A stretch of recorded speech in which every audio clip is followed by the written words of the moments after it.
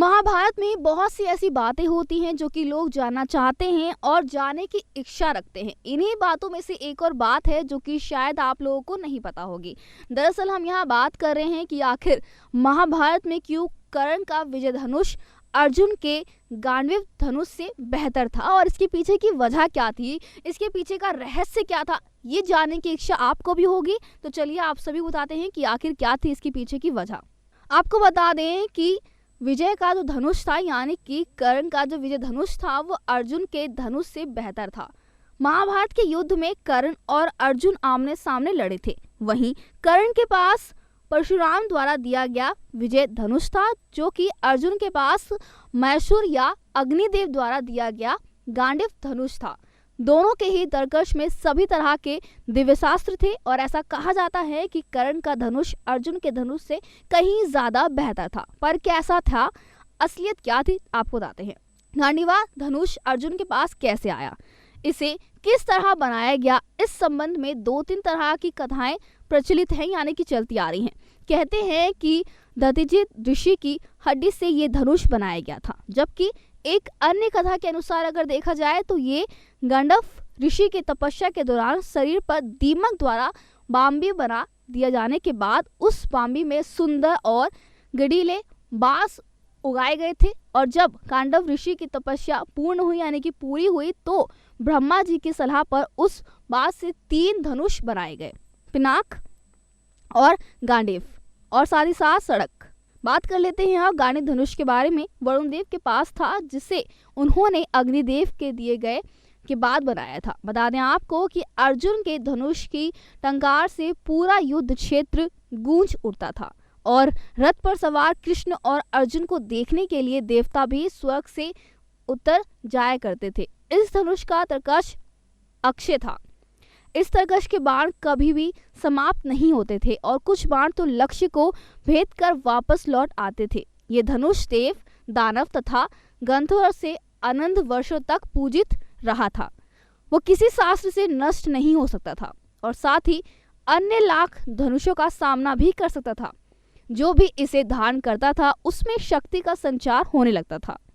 अर्जुन इस धनुष के बल पर पाशु पदाशास्त्र और ब्रह्मास्त्र छोड़ सकते थे। आपको बता दें कि अर्जुन ने श्री कृष्ण से जब पूछा कि मेरे तीर से कर्ण का रथ बहुत दूर तक चला जाता है जबकि उसके तीर से मेरा रथ कुछ कदम ही जाता है, फिर भी आप मेरी नहीं उस कर्ण की क्यों तारीफ करते हैं। इस सवाल के जवाब में श्री कृष्ण कहते थे, तुम्हारे रथ पर हनुमान जी स्वयं विराजमान हैं और मैं भी बैठा हूँ, फिर भी कर्ण के तीर में इतनी क्षमता है कि वो हमारे रथ को कुछ कदम पीछे धकेल देता है। सोचो यदि हनुमान जी और मैं इस रथ में उतर जाएं तो क्या होगा। अर्जुन उनकी बात समझ आता है और कृष्ण ने भी ये कहा था कि जब तक कर्ण के हाथ में उसका विजय धनुष है तब तक तीनों लोगों के योद्धा एक साथ मिलकर भी कर्ण को नहीं हरा सकते हैं। कर्ण के धनुष में ऐसी खूबियां थी जो अर्जुन के गांडीव धनुष में नहीं थी।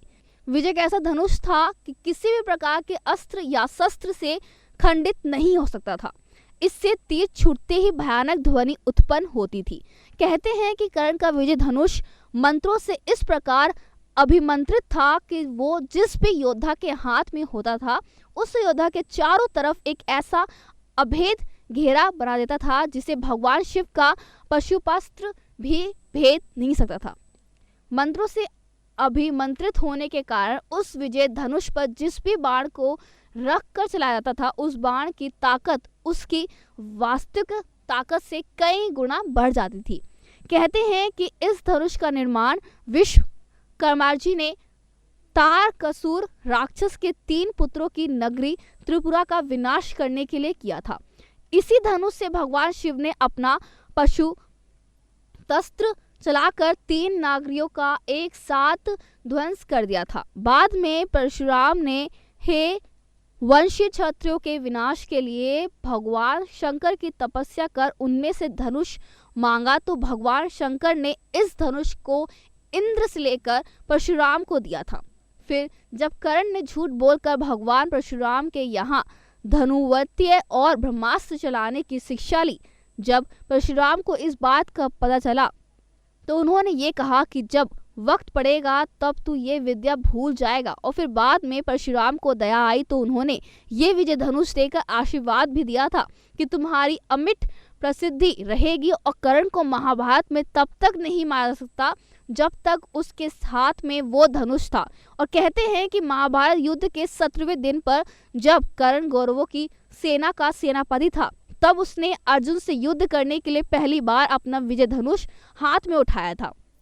बता दें आपको कि कर्ण और अर्जुन का भयानक युद्ध हुआ था, पर युद्ध का कोई परिणाम नहीं निकल रहा था, बल्कि अर्जुन के सारे प्रयास विफल यानी कि काम नहीं कर रहे थे। ऐसे में श्री कृष्ण ने एक कीचड़ भरे गड्ढे की ओर अपना रथ मोड़ दिया था। कर्ण के साथ ही शल्य ने भी अपना रथ उस रथ के पीछे पीछे चला दिया और कर्ण के रथी को वो कीचड़ का गड्ढा नहीं दिखाई दिया। उसका रथ उस गड्ढे में फंस गया और तब कर्ण अपने धनुष को रथ में ही छोड़कर गड्ढे में फंसे रथ के पहिए को निकालने लगे। और बस यही वक्त था जबकि श्री कृष्ण के कहने पर अर्जुन ने निहत्थे कर्ण पर तीर चलाया था। भगवान श्री कृष्ण इस बात को जानते थे कि यदि ये मौका चूका तो फिर अर्जुन को बचाना मुश्किल होगा, इसलिए उन्होंने ये कठिन फैसला तुरंत ही लिया जो कि युद्ध के नियमों के विरुद्ध था।